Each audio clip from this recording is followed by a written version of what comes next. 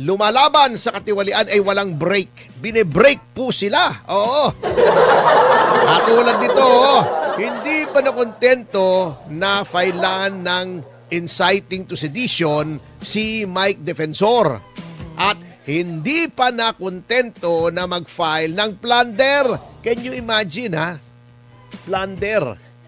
Dahil daw, nag-contribute ng pera sa kampanya ni then senatorial candidate Rodante Marcoleta. Samantalang, unang-una, di ba pinahihintulot yung pagko-contribute sa Omnibus Election Code? Number 2, hindi ba yan talagang mga kandidato ay tumatanggap ng mga kontribusyon at nagbayad pa nga ng donor's tax? Si Mike Defensor, may resibo siya. Literally, may resibo. Bakit naman plunder? Yan ang hindi ko maintindihan. Kung hindi ba naman ulalo itong pamahalang ito. Yung mga tumanggap ng maleta, walang plunder. Yung mga nagdedenunsyo, nagsisiwalat, nagpapaimbestiga ng tumanggap ng maleta, yun ang plunder. Yun, ganito na kabaliktad ang mundo sa ilalim ni Marcos Jr. Kengkoy na kengkoy yung ibang mga komentarista. Sabi nila kasi, hindi ba congressman si Marcoleta noong panahong yon? Sabi ko, oo.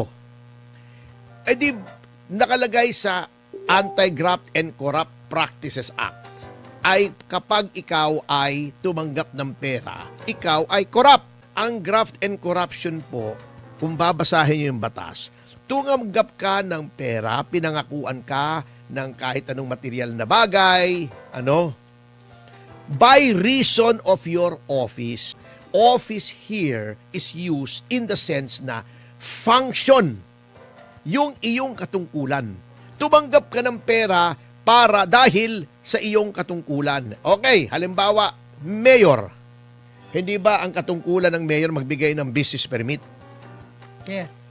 Di ba? Opo. Kumuha ng business permit sa mayor Binigyan ka ng pera para mag-issue ka ng permit para sa isang bagay na hindi mo naman dapat issuehan ng permit. Yun ang sinasabing office function.